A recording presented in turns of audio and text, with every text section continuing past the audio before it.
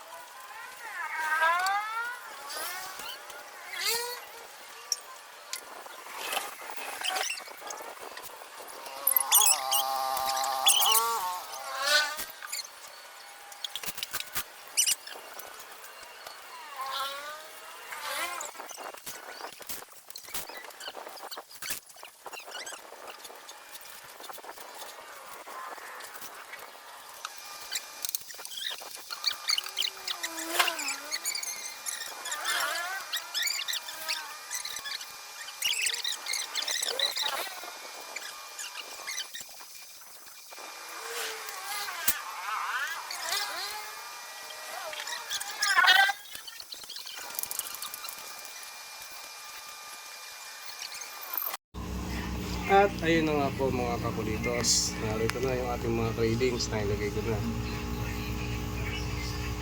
So mga 40 pieces po yan natin na order. Yung mga maliliit.